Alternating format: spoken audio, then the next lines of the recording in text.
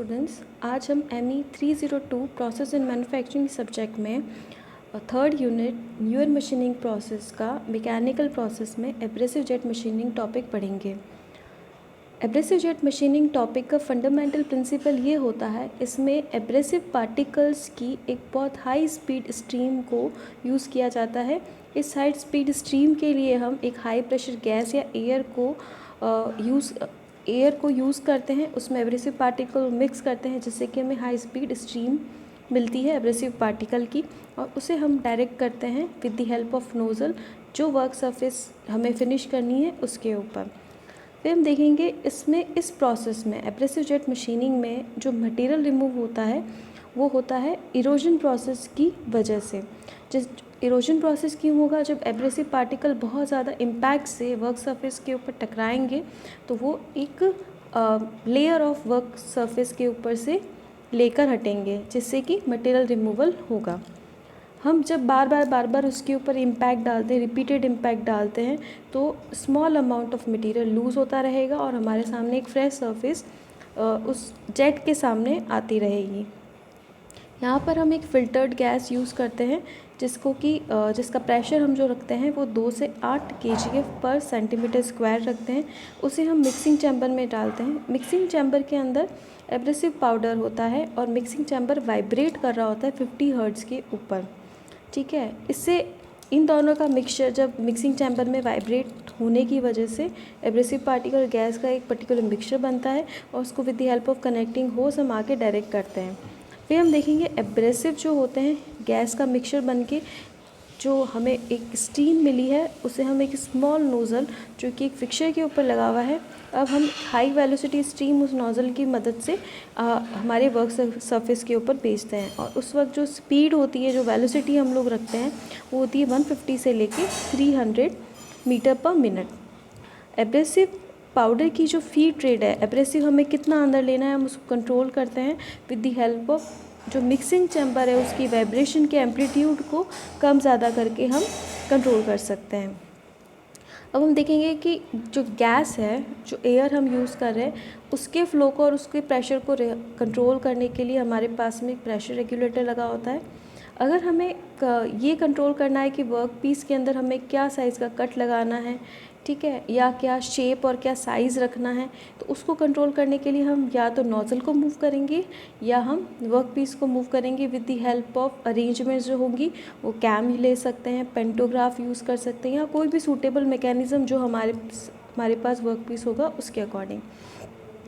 जो हम career gas use करेंगे एब्रेसिव पार्टिकल को कैरी करने के लिए वो हमें बहुत इजीली अवेलेबल होनी चाहिए, चीप होनी चाहिए, नॉन टॉक्सिक होनी चाहिए, और हम जो जनरली यूज़ करते हैं वो होती है एयर और नाइट्रोजन, जो सबसे ज़्यादा एब्रेसिव जेट मशीनिंग में यूज़ होने वाली गैसेस हैं। हम देखेंगे कि अब जो इसके अंदर एब्रेसिव यूज़ होता है वो एब्रेसिव कौन कौन से यूज़ होंगे। हम एब्रेसिव जेट मशीनिंग के अंदर aluminium oxide, silicon carbide, glass powder और स्पेशली प्रिपेयर्ड सोडियम बाइकार्बोनेट को यूज़ करते हैं। हम यहाँ पर जो पार्टिकल साइज़ रखते हैं एब्रेसिव का, उसका साइज़ जो वेरी करता है वो 10 से 50 माइक्रोन्स में वेरी करता है। अगर हम larger size of particles use करते हैं तो उसका यूज़ होता है रैपिड रिमूवल। हमें बहुत ज़्यादा अगर मटेरियल को रिमूव करना है तब हम larger size of particle use करेंगे।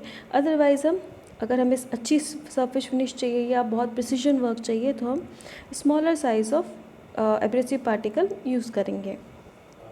यहाँ हम देखेंगे कि डोलोमाइट जो कि होता है calcium magnesium carbonate 200 grid size का अगर हम यूज़ करते हैं वो सबसे ज़्यादा हमारे लिए सूटेबल रहता है।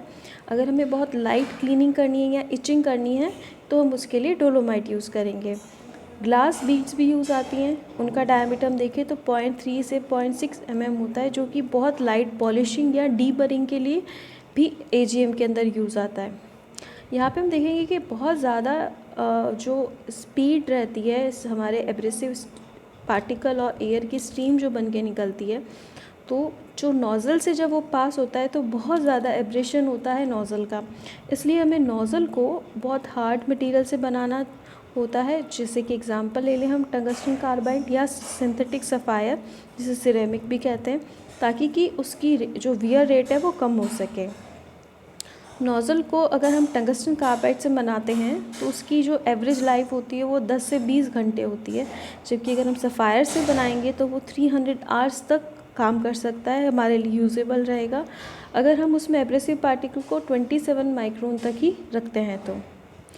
इसके बाद हम देखते हैं कि गैसेस जो हैं यहाँ पे नाइट्रोजन, कार्बन डाइऑक्साइड या क्लीन एयर हम यूज़ कर रहे हैं, और इसके अलावा जो मटेरियल की रिमूवल रेट है वो किस पर डिपेंड करेगी। ये एक तो आपका डायमीटर ऑफ नोज़ल क्या है, उसके बाद में हमने क्या कंपोजिशन रखा है गैस और एयर एब्रेसिव के मिक्सचर में, उसके बाद में हम जो जेट भेज रहे हैं उस जेट का प्रेशर क्या है, एब्रेसिव पार्टिकल की हार्डनेस क्या है, वर्क मटेरियल की हार्डनेस क्या है, क्या पार्टिकल का साइज़ यूज़ किया है, उसके बाद में वेलोसिटी जेट की कितनी है, जो वर्क पीस है उससे वो जेट कितनी ऊपर से शुरू हो रहा है, इस पर भी डिपेंड करेगा। फिर हम देखेंगे कि जो मटेरियल रिमूवल रेट होती है एब्रेसिव जेट मशीनिंग में, वो टिपिकली हमें जो मिलती है अगर ग्लास को कट करें तो 16 मिलीमीटर क्यूब पर मिनट की रेट से हमें मटेरियल रिमूव कर इस मशीन के अंदर हो सकता है। एक्यूरेसी की बात करें तो अगर हम बहुत ज़्यादा सारे पैरामीटर्स को क्लोजली ऑब्ज़र्व करें और तो हमें डायमेंशनल टॉलरेंस मिल सकती है ±0.05 mm, लेकिन अगर नॉर्मल प्रोडक्शन वर्क के अंदर काम कर रहे हैं तो इसकी एक्यूरेसी ±0.1 तो हमें मिलती ही है, ईजीली हमें मिल जाती है। हम देखते हैं कि एप्लीकेशंस कहाँ कहाँ हैं एजीएम की। एप्लीकेशंस में हम देखें तो ये जो अगर आपको कटिंग स्लॉट्स करने के लिए यूज़ आती है, थिन सेक्शंस बना सकते हैं कंटूरिंग में, ड्रिलिंग में, प्रोडक्शन शैलो सर्विक्स होते हैं उनके अंदर, डीबरिंग के अंदर, या फिर बहुत इंट्रिकेट शेप्स जो होंगे हार्ड या ब्रिटल मटेरियल में, वहाँ पे आप एब्रेसिव जेट मशीनिंग का यूज़ कर सकते हैं। फिर हम देखते हैं कि जनरली जो इसका यूज़ होता है वो प्लास्टिक्स या नाइलोन, टेफ्लॉन के कंपोनेंट्स होते हैं, उनकी क्लीनिंग या पॉलिशिंग के अंदर यूज़ होता है। ग्लास ट्यूब्स के अंदर जो फ्रॉस्टिंग करने, उसकी इंटरनल सर्फेसेस में फ्रॉस्टिंग करने के लिए यूज़ होता है। इचिंग, मार्किंग ग्लास सिलेंडर्स पे करने के लिए होता है। अगर हम देखें एब्रेसिव जेट मशीन के एडवांटेजेस क्या हैं, तो ये हार्ड और ब्रिटल मटेरियल में, किसी भी हार्ड और ब्रिटल मटेरियल के अंदर कुछ भी इंट्रिकेट शेप जो है, होल्स हैं, उनको कट करने के लिए यूज़ किया जाता है। इसके बाद में हम देखें तो जो फ्रेगराइल मतलब जो टूट जाने वाले प्रोडक्ट्स होते हैं जो कि हीट सेंसिटिव होते हैं, उनके अंदर किसी भी तरह का कोई डैमेज किए बगैर ये कैपेबल है कि आप इसमें कट्स लगा सकते हैं, क्योंकि इस प्रोसेस में हीट जनरेट नहीं होती। और इस प्रोसेस की कैपिटल कॉस्ट बहुत लो होती है। अब हम देखते हैं कि जो प्रोसेस है, इस मशीनिंग प्रोसेस में हमें डिसएडवांटेजेस क्या क्या हैं। पहली डिसएडवांटेजेस है इसकी मटेरियल रिमूवल रेट जो है वो बहुत ज़्यादा स्लो होती है, इसलिए इसकी एप्लीकेशन भी लिमिटेड हो गई है, और मशीनिंग एक्यूरेसी पुअर रहती है, और नोज़ल का वियर रेट बहुत ज़्यादा होता है। थर्ड वन है एडिशनल आपको क्लीनिंग की रिक्वायरमेंट रहेगी अगर आपका जो मटेरियल है, वर्क सरफेस मटेरियल अगर सॉफ्टर है तो उसमें ये एब्रेसिव पार्टिकल स्टिक हो जाएंगे एंड हमें उसको एडिशनल क्लीनिंग करने की नीड रहेगी, तो ये उसका डिसएडवांटेजेस है। फोर्थ देखते हैं कंटेमिनेंट एनवायरनमेंट। ये क्योंकि जेट और एब्रेसिव पार्टिकल जब एकदम से स्टीम जाएगी तो आसपास के जो एनवायरनमेंट है उसको ये ख़राब करेगा, वहाँ एब्रेसिव फैल जाएगा, तो एनवायरनमेंट को कंटेमिनेट करता है। फिफ्थ नंबर में आप देखें एब्रेसिव को आप वापस यूज़ नहीं कर सकते और इसकी एक्यूरेसी कम होती है। जैसे हमने एब्रेसिव जेट मशीनिंग की बात की, एक एग्जांपल के लिए आप लोगों की नॉलेज के लिए, वाटर जेट मशीनिंग प्रोसेस भी होता है। इसमें जो हाई स्पीड एयर के साथ हमने यहाँ पर एब्रेसिव पार्टिकल यूज़ किया था, उसकी बजाय हम वाटर यूज़ करते हैं और हम उसको भी मशीनिंग प्रोसेस मटेरियल रिमूवल के लिए यूज़ करते हैं। Thank you students.